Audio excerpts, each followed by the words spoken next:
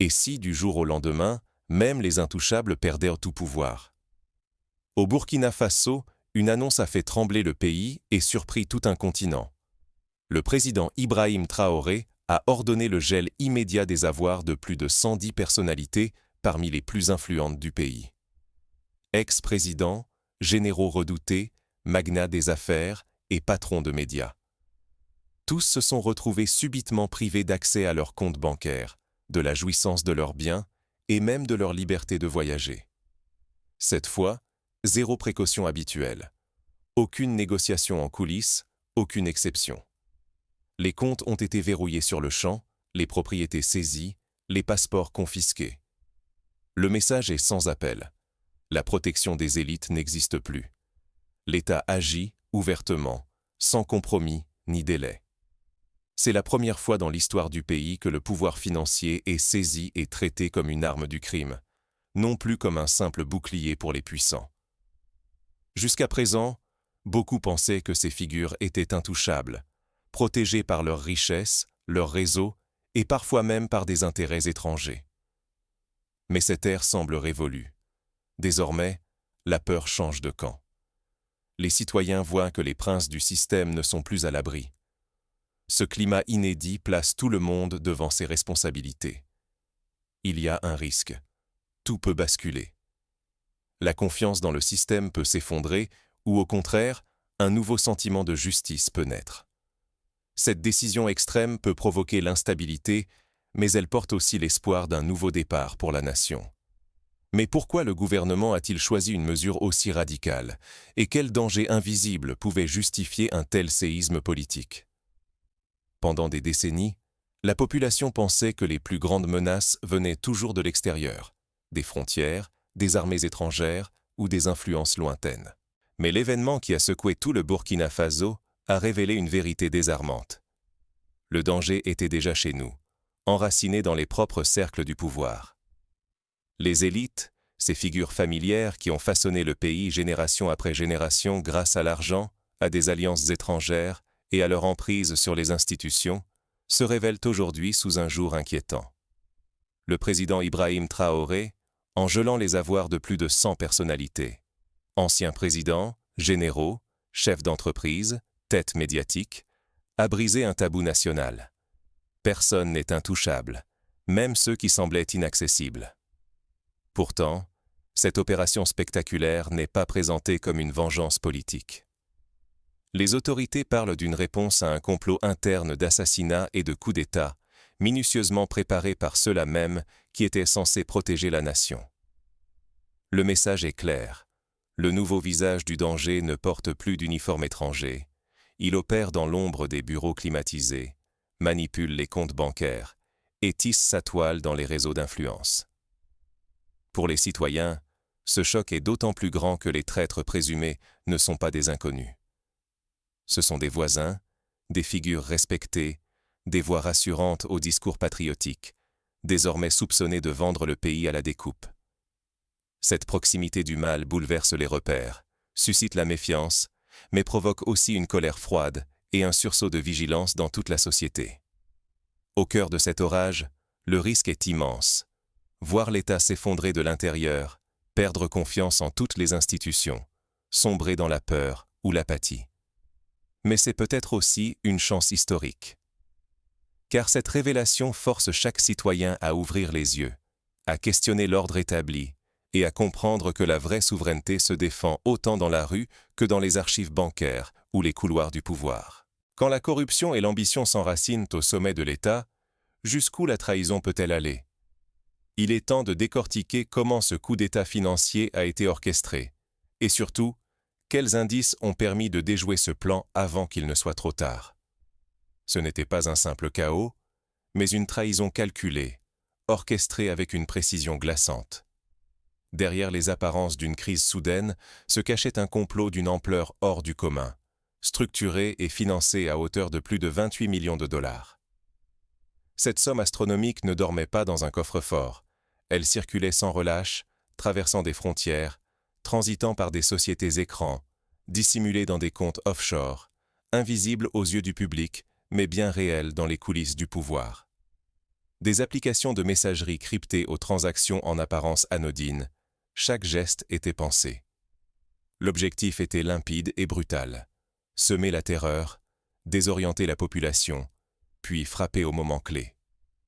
Les cerveaux du complot ne voulaient pas seulement changer un chef, ils visaient à briser la confiance collective, à prouver que personne n'était à l'abri, que la peur pouvait être imposée comme une nouvelle règle du jeu. Mais ce plan n'aurait pas pu exister sans un réseau tentaculaire, mêlant acteurs locaux et soutiens étrangers. Pas de chars étrangers à l'horizon, mais un appui logistique et financier venu de l'ombre. Les ramifications du complot dépassèrent les frontières du Burkina Faso, nouant des alliances secrètes dans des capitales étrangères, s'appuyant sur des relais diplomatiques et des intérêts économiques bien placés.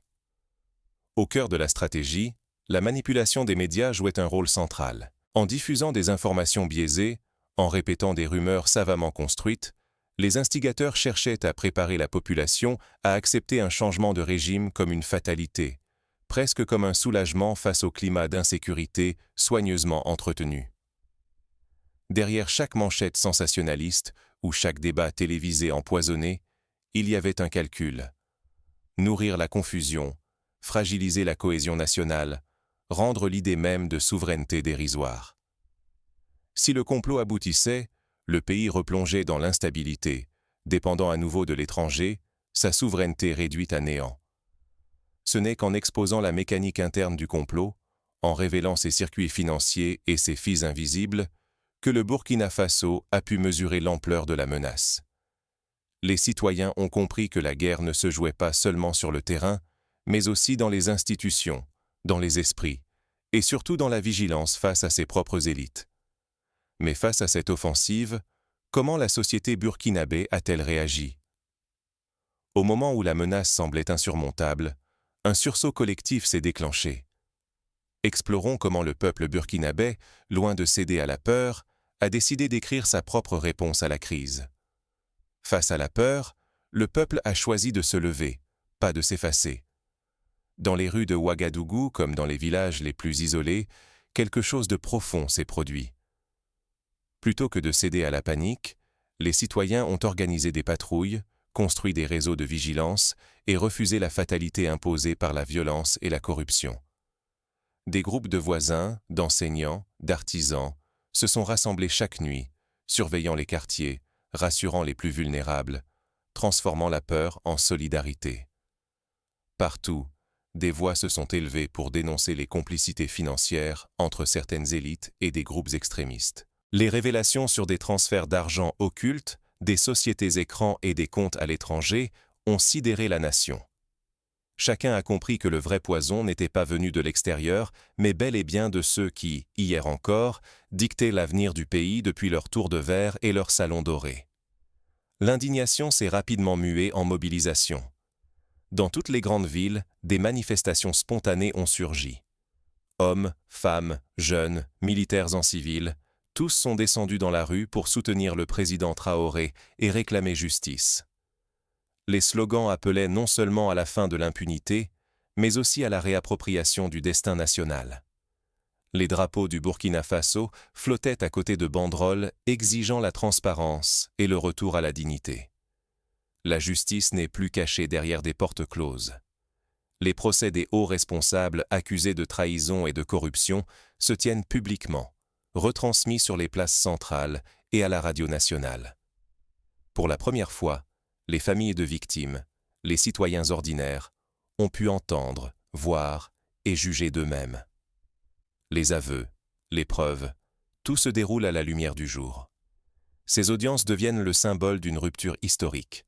Plus jamais les puissants ne pourront agir dans l'ombre sans rendre de compte. Ce sursaut bouleverse l'équilibre du pouvoir. Les réseaux traditionnels des élites, privés de leurs richesses et exposés à la colère populaire, vacillent. Chacun sent que la riposte pourrait être brutale. Menaces d'attentats ciblés, tentatives de manipulations étrangères ou sabotage économique. Mais la peur a changé de camp. Il n'y a plus de marche arrière possible. Ce qui se passe au Burkina Faso inspire déjà les peuples voisins. Au Mali, au Niger, au Tchad, des jeunes écrivent sur les réseaux sociaux « Si eux l'ont fait, pourquoi pas nous ?» Des collectifs naissent, partageant les méthodes d'organisation citoyenne, de surveillance et de dénonciation de la corruption. Le modèle burkinabé, bâti sur le courage et la transparence, fait germer l'idée d'une nouvelle souveraineté africaine fondée sur le peuple, pas sur les élites. Pourtant, l'avenir reste fragile. Les anciennes puissances déchues n'abandonnent jamais sans lutter. Certains craignent une vengeance implacable, des alliances de circonstances pour reprendre le contrôle. D'autres espèrent au contraire que ce réveil marque la naissance d'un nouvel ordre, où chaque citoyen devient gardien de la nation et où la peur change définitivement de camp. Mais pour que cette révolution devienne irréversible, il faudra aller plus loin. Transformer non seulement les visages au pouvoir, mais aussi les règles du jeu qui les protègent depuis trop longtemps. L'histoire ne se répète jamais exactement. Maintenant, c'est la lucidité collective qui fait la différence. Le choc provoqué par la confiscation des biens des élites a ouvert les yeux à toute une nation sur les dangers tapis au sein même de ces institutions. Aujourd'hui, la justice ne fait plus de distinction. Les biens mal acquis sont saisis, les contrats douteux sont passés au crible, même ceux qui pensaient être protégés par leur double nationalité ne sont plus intouchables. Ce basculement rappelle les rêves, mais aussi les peurs, de l'ère Thomas Sankara, quand la volonté de rupture se heurtait aux intérêts installés. Pourtant, cette fois, l'espoir d'un dénouement différent se nourrit de l'appui populaire massif. Le peuple s'est approprié sa souveraineté.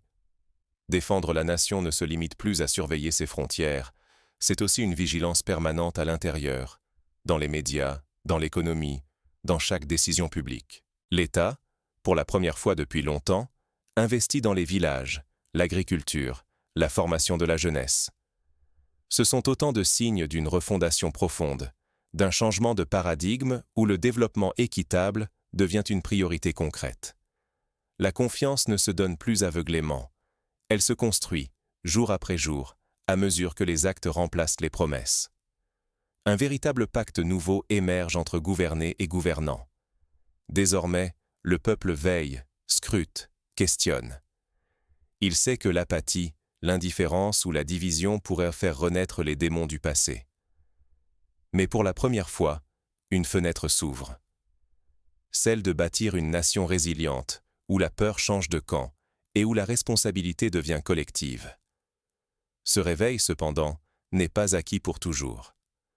Reste une question essentielle. Cette vigilance citoyenne, cette énergie nouvelle, sauront-elles résister à l'usure du temps et aux multiples pressions à venir? Pour y répondre, il faut comprendre comment ce climat inédit façonne le quotidien des Burkinabés et transforme leurs espoirs en actes concrets. Que disent aujourd'hui ceux qui vivent ce bouleversement au plus près? L'avenir d'une nation ne tient plus à la force d'un homme, mais à la lucidité de son peuple. Ce que le Burkina Faso vient de vivre nous rappelle une vérité dérangeante. Les plus grands dangers ne viennent pas toujours de l'extérieur. Parfois, ils naissent au cœur même du pouvoir, nourris par ceux qui devraient le défendre. Quand plus de 100 figures influentes voient soudain leurs avoirs gelés, c'est tout un pays qui réalise que nul n'est au-dessus de la loi, pas même les élites intouchables d'hier. Face à cette crise sans précédent, chacun est forcé de regarder la réalité en face. La souveraineté d'une nation ne dépend pas seulement des frontières ou des armes.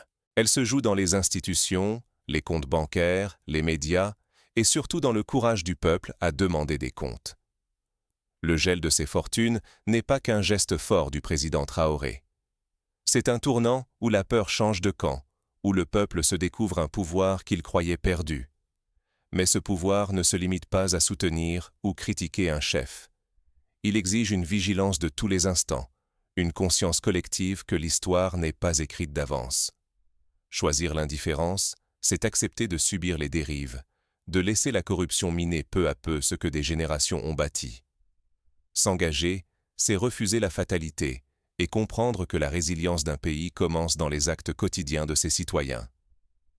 Ce moment au Burkina Faso devient alors une leçon universelle. La vraie force d'un peuple ne réside pas dans l'attente d'un sauveur providentiel, mais dans la détermination à défendre, ensemble, la justice et la dignité. L'enjeu n'a jamais été aussi clair. indifférence ou mobilisation citoyenne, voilà ce qui sépare ceux qui subissent l'histoire de ceux qui la façonnent. À nous tous de choisir quel rôle nous voulons jouer dans la suite du récit.